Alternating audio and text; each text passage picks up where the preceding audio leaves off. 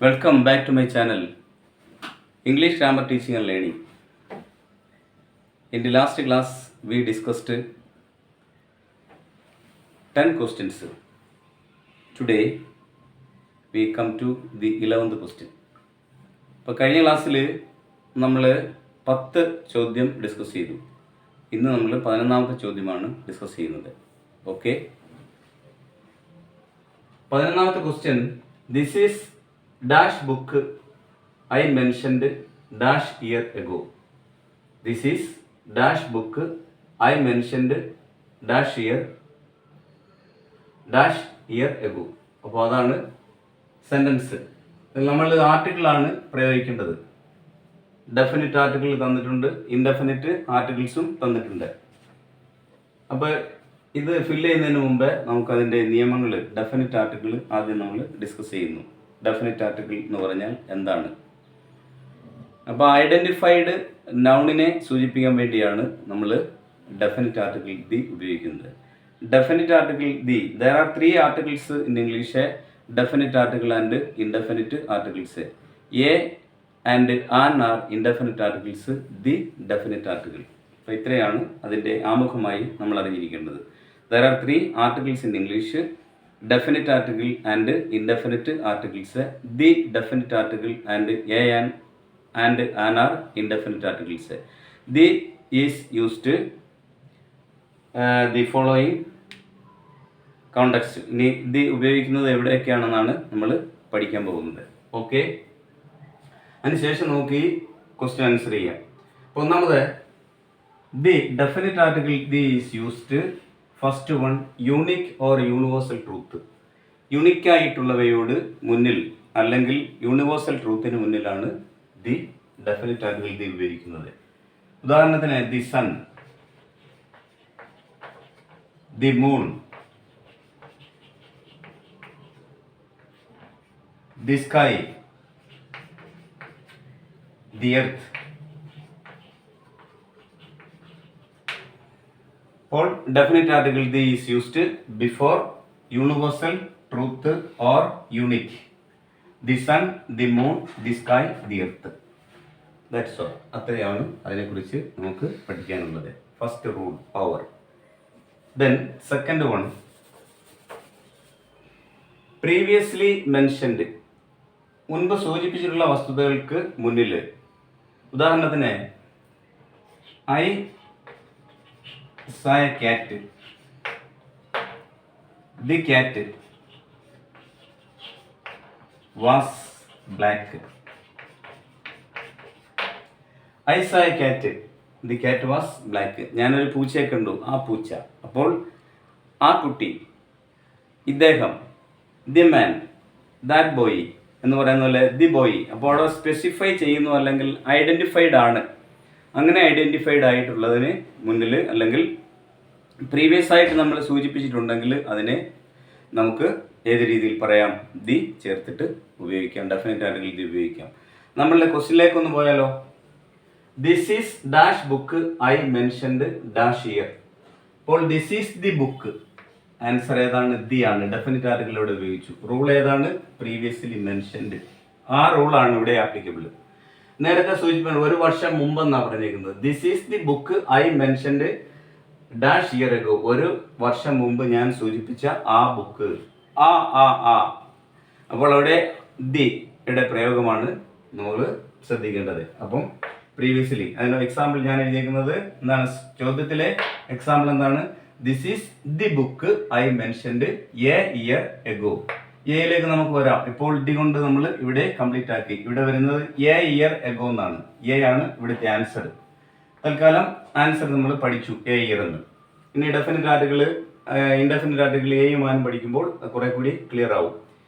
Year എന്ന് പറഞ്ഞാൽ ഒരു വവൽ സൗണ്ടിന് മുന്നിലാണ് നമ്മൾ ആൻ ഉപയോഗിക്കുന്നത്, അല്ലാത്തടത്ത് എ ഉപയോഗിക്കാം. അപ്പോൾ ഇയർ എന്ന് പറയുന്നത് ഒരു വോവൽ സൗണ്ട് അല്ല, YEAR. അതേസമയം EAR ആണ് പറഞ്ഞതെങ്കിൽ ആൻ ഇയർ എന്നാ പറയുക. I have an year, an I. അതേ രീതിയിൽ ഇവിടെ ഇയർ, യാണ് സൗണ്ട് നമ്മൾ പ്രൊണൗൺസ് ചെയ്യുന്നത്. അപ്പോൾ ഇതിന്റെ ആൻസർ എന്താണ്? This is the book I mentioned a year ago എന്നാണ്. ഇനി നമ്മളിപ്പോൾ പഠിച്ചു വരുന്നത് rules of using definite article D. അതിൽ ഒന്നാമത്തത് കഴിഞ്ഞു, എന്താണ് യൂണിക്ക് യൂണിവേഴ്സൽ ട്രൂത്ത്. രണ്ടാമത്തെ പ്രീവിയസ്ലി മെൻഷൻഡ്, അതിന് ഒരു എക്സാമ്പിളാണ് ഇവിടെ. രണ്ടാമത്തെ റൂളിന് എക്സാമ്പിളാണ് നിങ്ങൾക്ക് തന്നിട്ടുള്ളത്. അതിന് ഞാൻ വേറൊന്നും എഴുതി, ഐ സാ A cat, the cat was black. അപ്പോൾ ഞാനൊരു പൂച്ചയെ കണ്ടു, അവിടെ ആ പൂച്ചയുടെ നിറം കറുപ്പായിരുന്നു. വീണ്ടും ആ പൂച്ചയെ കുറിച്ചാണ് അവിടെ സൂചിപ്പിക്കുന്നത്.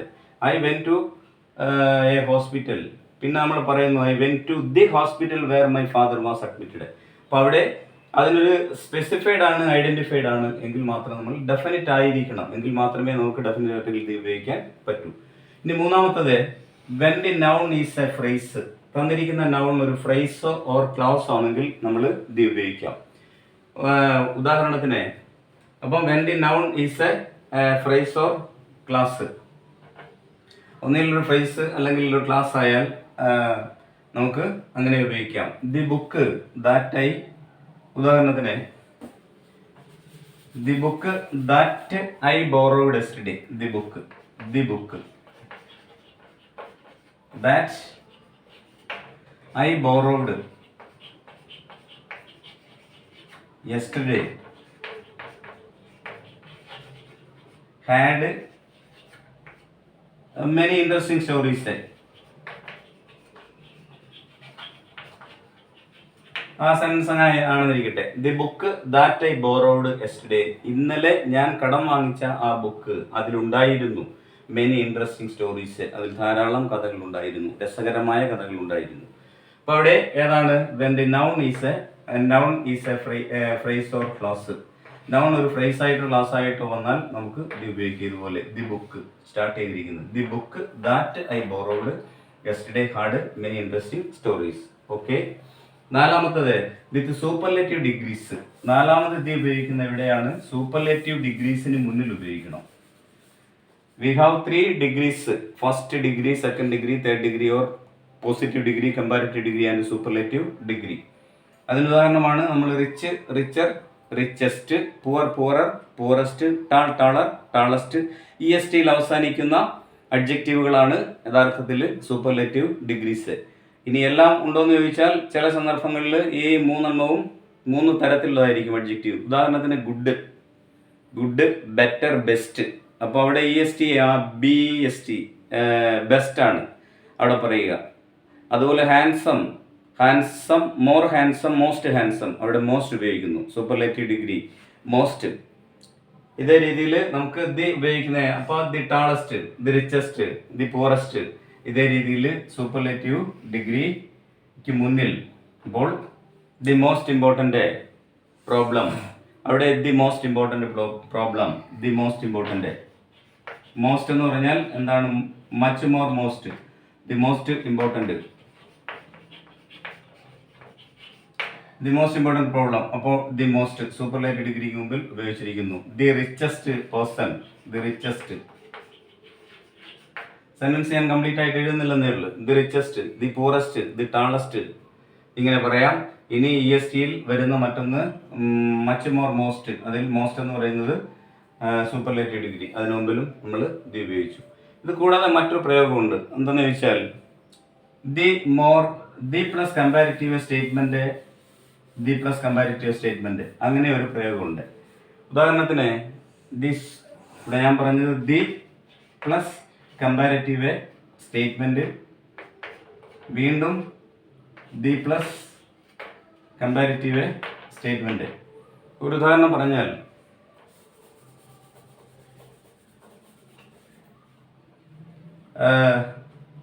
the more you read, the more knowledge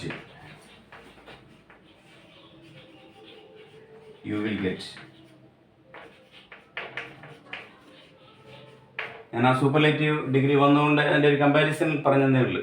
അപ്പോൾ ഈ പ്രയോഗം എന്താണ്? The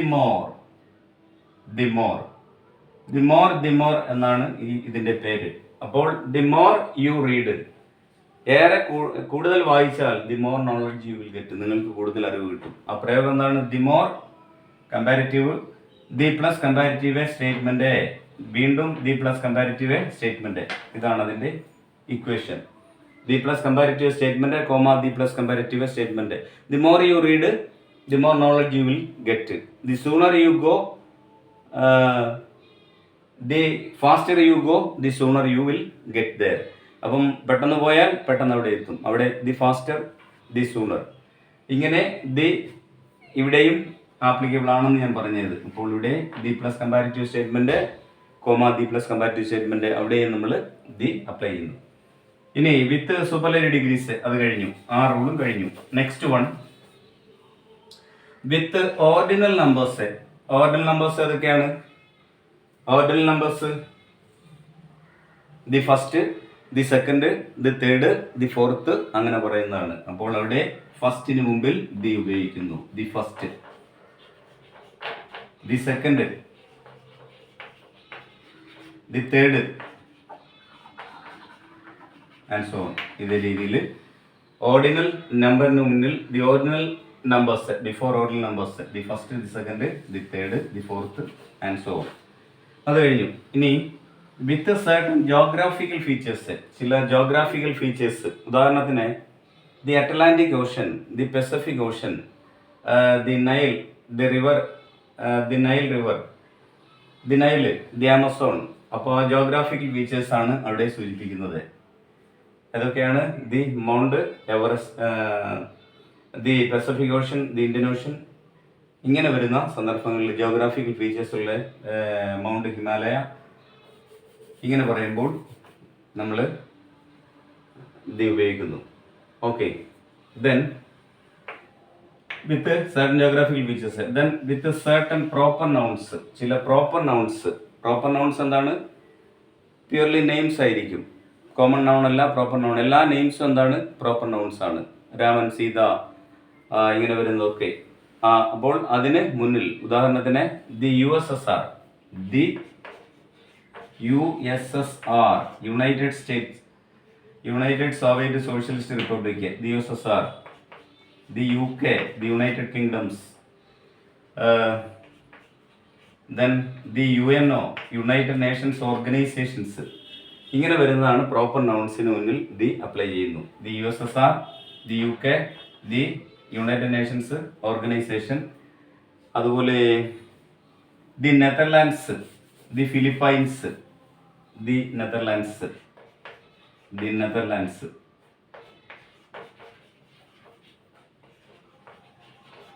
the Philippines.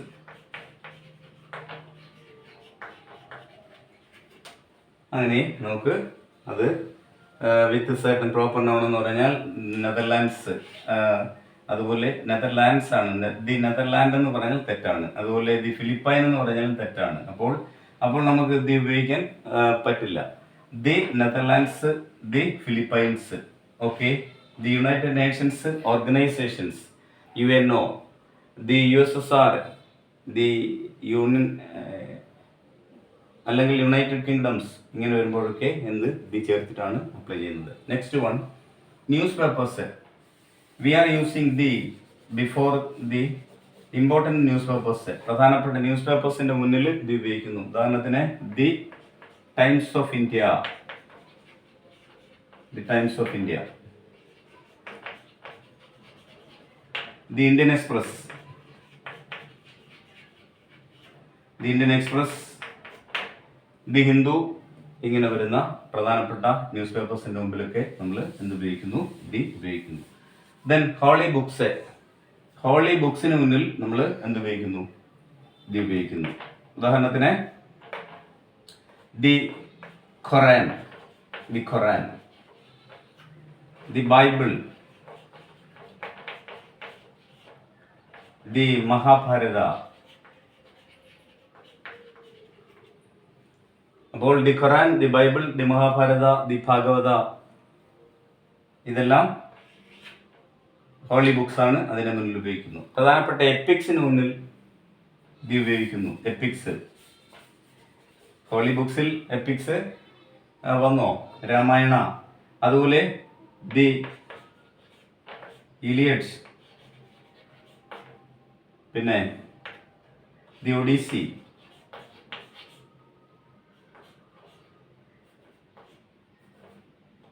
ഒഡീസി. അപ്പോൾ ഇതേപോലെ എപ്പിക്സിന് മുന്നിലും ദി ഉപയോഗിക്കുന്നു. ഇനി next one, both the speaker and listener know. അതായത് സംസാരിക്കുന്ന ആളിനും കേൾക്കുന്ന ആളിനും അറിയാവുന്ന ഒരു വസ്തുതയെക്കുറിച്ച് പറയുമ്പോൾ നമുക്ക് ഡെഫിനിറ്റ് ആർട്ടിക്കിൾ ദി ഉപയോഗിക്കാം. Both the speaker and the listener, ലിസണറും സ്പീക്കറും ഫസ്റ്റ് പേഴ്സണും സെക്കൻഡ് പേഴ്സണും അതറിയാമെന്നുണ്ടെങ്കിൽ നമുക്ക് ഉദാഹരണത്തിന് ഞാൻ പറയാം, the books are on the table. The books are on the table. അപ്പോൾ കേൾക്കുന്ന ആളിനറിയാം. എവിടാണ്, വേർ ഈസ് ദി ബുക്ക്, ആ ചോദ്യത്തിന് ഉത്തരമാണ് അവിടെ കിട്ടുന്നത്. The book is on the table. അപ്പോൾ നമ്മൾ എവിടെയാണ് എവിടെയെങ്കിലും കൊണ്ടുവച്ചിട്ടുണ്ടെങ്കിൽ ഈ ചോദിക്കുന്ന ആളും പറയുന്ന ആളിനും ഇത് വ്യക്തമായിട്ട് അറിയാം. അങ്ങനെയുള്ള സന്ദർഭങ്ങളിൽ നമ്മൾ എന്തുപയോഗിക്കുന്നു, ദി ഉപയോഗിക്കുന്നു. അപ്പോൾ അവിടെ നമ്മുടെ the book is on the table or the books are on the table. അപ്പോൾ അവിടെ എവിടാണ് ഇരിക്കുന്നതെന്ന് കൃത്യമായി രണ്ടുപേർക്കും അറിയാം. പറയുന്ന ആളിനും അറിയാം, കേൾക്കുന്ന ആളിനും അറിയാം. ആ സന്ദർഭങ്ങളിൽ ഉപയോഗിക്കുന്നു. കൂടാതെ ചില അഡ്ജക്റ്റീവ്സ് നൗണായി വരും. ചില അഡ്ജക്റ്റീവ്സ് സംടൈംസ് 11. ഉദാഹരണത്തിന് the rich must help. The rich must help the poor.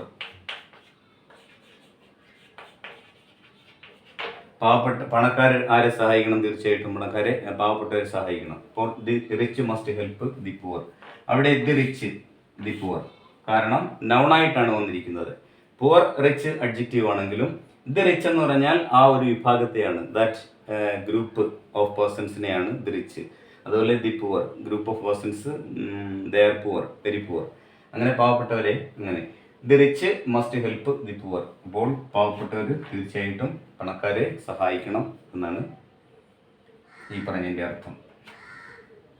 ഇനി നമുക്ക് ഒരു 2 കൺസെപ്റ്റ് കൂടെ ഉണ്ട് ദീമായിട്ട് ബന്ധപ്പെട്ട. നെക്സ്റ്റ്,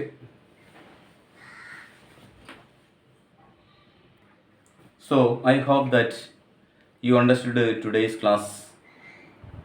അപ്പോൾ ഇന്ന് നമ്മൾ ഡെഫിനിറ്റ് ആർട്ടിക്കിൾ ദി, അതിൽ ഇനിയും ഒരു 2 കൺസെപ്റ്റ് കൂടെ പറയാനുണ്ട്. In the next class we will study wherever we use a or omissions of definite article, അത് നമ്മൾ പഠിക്കും. After that we will study indefinite articles a and an.